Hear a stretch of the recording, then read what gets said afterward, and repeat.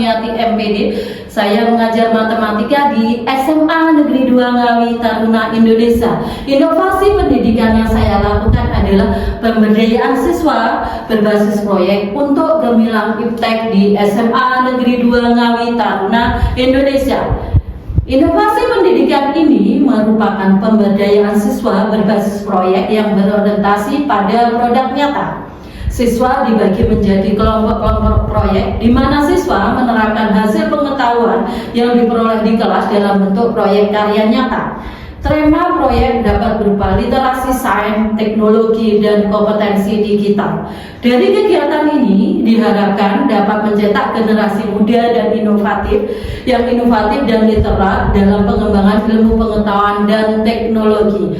Adapun tujuan dari pemberdayaan siswa berbasis proyek ini yang pertama, memberikan kesempatan dan wadah bagi siswa untuk terlibat langsung dalam kegiatan berbasis proyek berupa penelitian yang aplikatif dan relevan dalam kehidupan dunia nyata. Yang kedua, meningkatkan kemampuan berpikir kritis, inovatif, dan kreatif serta dalam memecahkan masalah dalam menghasilkan karya nyata. Yang ketiga, menumbuhkan kemampuan bekerja sama, berkolaborasi, dan komunikasi siswa.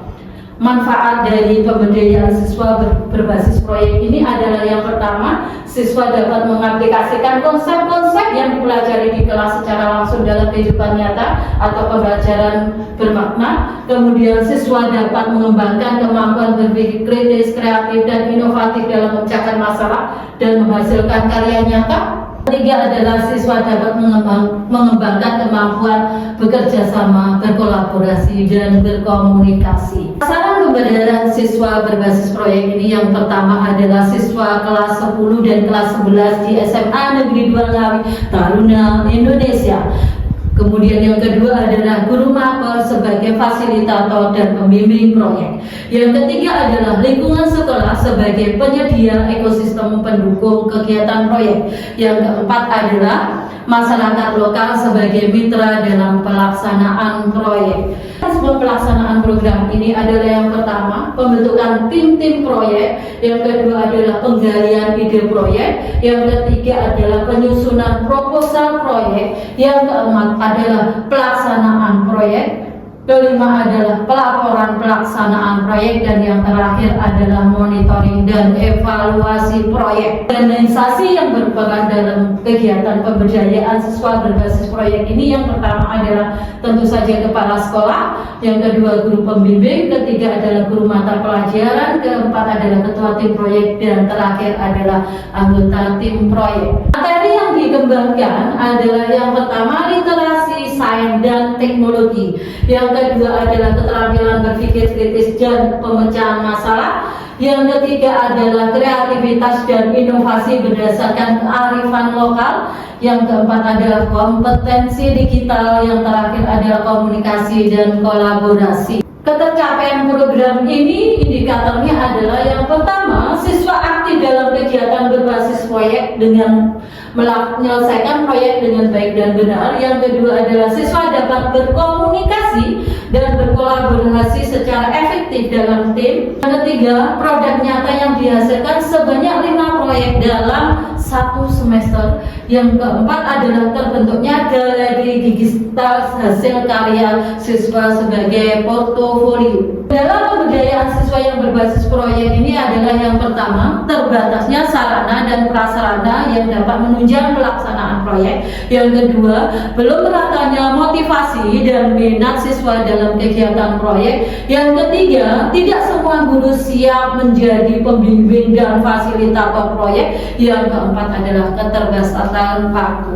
Kemitraan yang dilakukan adalah dengan cabang dinas pendidikan wilayah Kabupaten Madiun, Ngawi Tekno, Bapeda, orang tua, pemilik sentra industri lokal, dan pihak terkait. Hasil yang diharapkan, yang pertama, siswa menjadi inovatif dan literat dalam mengembangkan ilmu pengetahuan dan teknologi. Yang kedua, siswa menjadi lebih kritis, kreatif, dan inovatif dalam memecahkan permasalahan yang ada. Yang ketiga, siswa meningkat kompetensinya dalam bidang ilmu pengetahuan dan teknologi serta literasi. Yang keempat, meningkatnya kemampuan kolaborasi dan komunikasi siswa dalam tim proyek. Yang kelima adalah dihasilkannya proyek-proyek siswa yang dapat dipublikasikan di galeri digital. Strategi program adalah yang pertama adalah sosialisasi, yang kedua adalah pilot project, yang ketiga adalah pengembangan dan ekspansi, yang keempat adalah publikasi, yang kelima implementasi kurikulum, yang keenam adalah monitoring dan evaluasi. Adapun keberlanjutan program yang pertama, mengintegrasikan program pemberdayaan siswa berbasis proyek ini dalam kurikulum. Yang kedua, membangun kemitraan dengan pihak eksternal untuk dukungan sumber daya dan keberlanjutan proyek. Yang ketiga, mengadakan pelatihan rutin untuk guru guna memastikan pembaruan metode dan teknologi. Yang keempat, melakukan evaluasi berkala untuk memastikan proyek relevan dan dengan perkembangan ilmu pengetahuan dan kebutuhan siswa. Adapun dokumen pendukung yang ada, yang pertama adalah data tim pelaksana proyek siswa, yang kedua adalah lembar monitoring dan lembar evaluasi pelaksanaan proyek, yang keempat yaitu lembar ketercapaian pemberdayaan siswa berbasis proyek, dan inilah dokumentasi kegiatan. Tujuan dari kegiatan ini untuk menguatkan karakter siswa di SMA Negeri 2 Ngawi sebagai generasi muda. Terima kasih. Itu tadi adalah paparan dari program saya yang berjudul Pemberdayaan Siswa Berbasis Proyek untuk Gemilang Iptek di SMA Negeri 2 Ngawi Taruna Indonesia. Assalamualaikum warahmatullahi wabarakatuh.